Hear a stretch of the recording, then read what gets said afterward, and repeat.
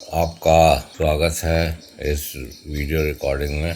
देखिए, इस video recording में आज जुलाई में मैं आपको ये बता रहा हूँ कि कैसे गाय पालन का धंधा जो है बहुत प्रोग्रेस कर रहा है। तो इस संबंध में मैं आपको ये बताना चाहता हूँ कि मैं जो हूँ बायोकेमिस्ट्री में माइनर किए हुए हूँ और मैं जो हूँ एनिमल फिजियोलॉजी में PhD हूँ, और उसके बाद मैंने जेनेटिक इंजीनियरिंग पढ़ाता रहा रिटायरमेंट के बाद। 2004 में मैं रिटायर हो गया था। उसके बाद मैं जेनेटिक इंजीनियर, तो जो कुछ ज्ञान मुझे वो पढ़ाने से 50 साल बाद हुआ, उसी को मैं बता रहा हूँ आपको। देखिए, ऐसा है, दुनिया में सबसे बड़ी चीज जो है आजकल DNA टेक्नोलॉजी है, कंप्यूटर्स है, आर्टिफिशियल इंटेलिजेंस है। खैर, बहुत सारी ऐसी चीजें जिन्होंने दुनिया को बदल दिया। सबसे बड़ी चीज तो मोबाइल कंप्यूटर्स हैं, जो कि आप समझते नहीं है कि ये कितनी अहमियत रखते हैं। तो मैं DNA टेक्नोलॉजी के बारे में बता रहा हूँ। DNA मॉलिक्यूल में न्यूक्लिक एसिड होते हैं, और ये न्यूक्लिक एसिड जो थे माइशर द्वारा 1868 में देखे गए थे।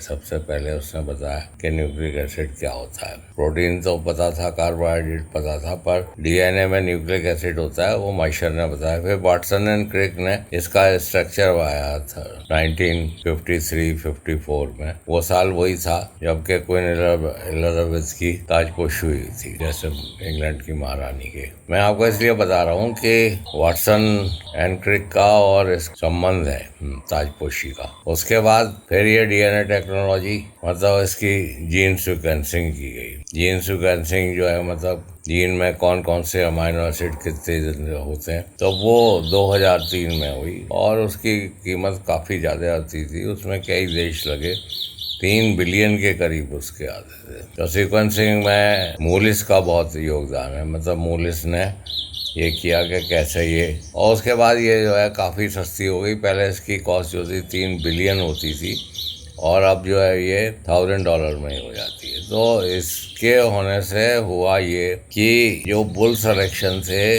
उनकी ब्रीडिंग वैल्यू जो थी उसकी जीन्स को देख के यंग एज में पता कर ली जाती थी। पहले उसमें काफ़ी समय लगता था कि उसकी बच्चियाँ होंगी, फिर उसकी बच्चियाँ उससे ज़्यादा दूध देंगी, फिर उसके बाद उसको सेलेक्ट किया जाता था, तो कई साल लगते थे। तो लोग करते थे, जहाँ ब्राज़ील वगैरह ने काफ़ी किया, कनाडा, ब्राज़ील, ये सब प्रूवन बुल कहते हैं। प्रूवन बुल मतलब वो प्रूवन बुल, तो प्रूवन बुल मतलब वो शर्तिया, उसका वो जो है उसके बच्चे जो होंगे वो शर्तिया ज़्यादा दूध देंगे। तो ऐसा नहीं होता है कि मैं होशियार हूँ तो मेरे सारे बच्चे भी होशियार हैं, ऐसा नहीं होता। और ऐसा 1-2% होता है। या मैं बेवकूफ़ हूँ तो मेरे सारे बच्चे बेवकूफ़ों के भी बड़े अच्छे बच्चे पैदा हो जाते हैं। ऐसा है कि जीन्स चेंज भी होते रहते हैं, और ये कोई बात नहीं है कि साहब बहुत अच्छा नंदी है, बहुत अच्छा नंदी है, बहुत अच्छा नंदी है, साहब क्या हाइट है, क्या वो है। उससे हाइट वाइट से कुछ नहीं होता, उसका मिल्क प्रोडक्शन से कोई रिलेशन नहीं है। 2-3% रिलेशन है, हो सकता है उसके कुछ बच्चे जो है ज़्यादा दूध देते हों। मैं बहुत फार्म्स में रहा, मैंने 500 एकड़ ज़मीन और 4000 कैटल भी देखे, और उस पर 300 के करीब साहिवाल थी, तो और बफेलोज भी थी। तो ऐसा नहीं होता था कि ज़्यादा दूध देने वाली गाय है तो उसकी बच्चियाँ भी ज़्यादा दूध दे रहे हैं। उनका एवरेज जो है वो 6-7 ही आता है, 6 या 7। चाहे आप जूनागढ़ चले जाइए, चाहे आप कालसी में चले जाइए, यहाँ देहरादून में, चाहे आप जो है मेरठ में चले जाइए, उनका पोटेंशियल जो है वो, चाहे आप जूनागढ़ में जाइए, वहाँ भी 6 का एवरेज है इसका। तो ये जो जेनेटिक इंजीनियरिंग आ गई, इसने ऐसी गाय प्रोड्यूस कर दी जो कि अरेबिया, इजराइल, राजस्थान सब जगह रह सकती हैं, गर्मी को सहन कर लेती हैं, 40 लीटर के करीब दूध देती हैं, 30 लीटर से ऊपर दूध देती हैं। ये गाय तो 300 रुपये का खाती है, और वो 500 रुपये का खाती है। जैसे एक गाय का खर्चा जो है 500 से ज़्यादा नहीं आता, चाहे वो 40 लीटर दे रही है,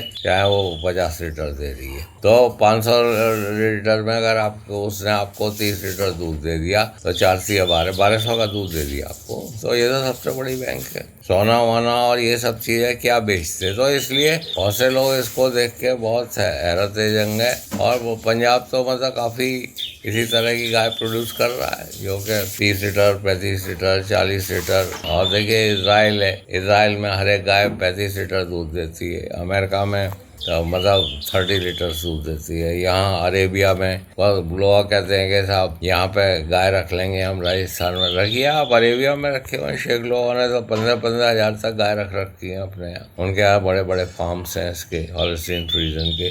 तो एक गाय है हॉलिस्टीन फ्रीजन, जिसे गर्मी भी नहीं लगती। बस हॉलिस्टीन फ्रीजन भी 2 तरह की है, कनाडा के लिए दूसरे प्रकार की है और अरेबिया के इंडिया के लिए वो दूसरे प्रकार की, उसका सीमेन मिलता है। तो इसी को देख के लोग कहते हैं साहब कौन सी ब्रीड साहब रखे, कौन सी ब्रीड रखे, कैसी डेयरी बनाए। अरे आप जीनोमिक वो रखिए जो 30 लीटर और 25 लीटर के करीब दूध देती हैं, वो देंगी जाड़े में ही, और उत्तरी भारत में देंगी, वो राजस्थान में देंगी, गुजरात में देंगी और महाराष्ट्र में देंगी, इन सभी जगह वो MP में देंगी। हाँ, जहाँ थोड़ी ह्यूमिडिटी ज़्यादा है वहाँ भी अगर आप इन्हें जाड़े में रखेंगे तो ये अच्छा दूध देती हैं। ये गर्मी से परेशान नहीं होती, ये ह्यूमिडिटी से परेशान होती हैं। तो सोने की कीमत तो बढ़ ही रही है, ज़मीन की भी कीमत बढ़ रही है। भाई जो इस गाय के धंधे में फंस गए हैं वो काफ़ी पैसा इसमें मतलब गाय में लगा रहे हैं, और उनका पैसा सुबह से शाम तक दुगना भी हो जाता है। 500 रुपये के जो है 1500 रुपये कौन सा साहूकार करके देता है, कौन सी दुकान में इतना मुनाफा होता है। तो ये DNA टेक्नोलॉजी का कमाल है, और DNA टेक्नोलॉजी अब बफेलो बुल्स में भी लग रही है। और यहाँ पे डॉक्टर सिक्का है इसमें मतलब बफेलो रिसर्च इंस्टीट्यूट में। अगर आप ज़्यादा पूछना चाहते हैं तो उनसे पूछिए बफेलो में जेनेटिक इंजीनियरिंग कैसे लग रही है। और सभी में इसके गिरी के भी जीनोमिक्स आ गए, गिरी के जीनोमिक्स हैं, वो भी 50-50 लीटर दूध देते हैं। और गिरी के जीनोमिक्स को जो है वो हॉलिस्टीन फ्रीजन के जीनोमिक्स से मिला दिया है, तो ग्रीनलैंडियो बन गई है। अब देखिए इस वक्त जो है यूरोप में और सब जगह टेम्परेचर 40 डिग्री से ऊपर हो रहा है। तो आप जाड़े को तो कम कर सकते हैं, पर गर्मी को कैसे, गर्मी बढ़ गई तो फिर टेम्परेचर कैसे आप कंट्रोल करेंगे। तो इसीलिए उनकी सारी डेयरी इंडस्ट्री जो है वो फेल हो रही है। पर देखिए टेक्सास वगैरह में क्या हुआ है, वहाँ पर ड्राउट पड़ गया तो उन्होंने काफ़ी सारी काउस को मार के बीफ प्रोडक्शन में रख दिया, क्योंकि क्या करते वो उसका। तो इसलिए हम लोग इस मिल्क के धंधे में काफ़ी सेफ हैं, क्योंकि हमारी गाय 50 डिग्री तक रह रहती हैं। और ग्रीनलैंडो और ये वाली जो जीनोमिक जर्सी और जीनोमिक आ गई हैं अब हॉलिस्टीन, इससे काफ़ी तरक्की हो रही है। पर इसमें लोग मार भी खा जाते हैं, क्योंकि इसकी गाय जो है वो 1-1.5 लाख के करीब आती है। अगर आप अच्छी जीनोमिक गाय लेंगे पंजाब से तो वो करीब 1 लाख के ऊपर ही आती है। वो मौसम पे भी डिपेंड करता है। अगर आप गर्मी में लेंगे तो वो कुछ कम की आएगी, अगर आप जाड़े में लेंगे तो वो कुछ ज़्यादा की आएगी। पर इन गायों का परफॉर्मेंस जो है अक्टूबर से लेके मतलब दिवाली से लेके होली तक ही होता है। तो मैंने ये बताया कि इसमें क्यों लालायित हो रहे हैं बहुत सारे लोग डेयरी में, वो जीनोमिक्स की वजह से हो रहे हैं लालायित। और उसका जीनोमिक का सीमेन भी अवेलेबल है, और बफेलो में भी जीनोमिक्स अब आ जाएंगे। कैंकरेज के भी मैं देख रहा हूँ जीनोमिक्स आ गए। और वहाँ पे महाराष्ट्र में तो ब्राज़ील से मतलब काफ़ी ज़्यादा कीमत में करीब 25-25 लाख में उन्होंने बुल्स भी खरीद लिए, उनका भी सीमेन आपको मिलेगा। तो इसमें बहुत तरक्की हो रही है, और आप इससे मत घबराइए। कैसे ज़मीन की कीमत बढ़ रही है, कैसे इसकी कीमत बढ़ रही है, सोने की कीमत बढ़ रही है, और बहुत सोना है साहब, बहुत ज़मीन है, उससे कुछ मतलब नहीं है। मेरी यहाँ एम्ब्रो ट्रांसफर लैब है उत्तराखंड देहरादून में, तो मैं सब प्रकार की ट्रेनिंग देता हूँ। मेरे वेबसाइट पे मेरा वो YouTube पे भी 1500 के करीब वीडियोज़ है, उनसे आप ज्ञान प्राप्त कर सकते हैं। वैसे आप कोई विशेष ट्रेनिंग लेना चाहते हैं तो वो भी ले सकते हैं। धन्यवाद, आपने सुना।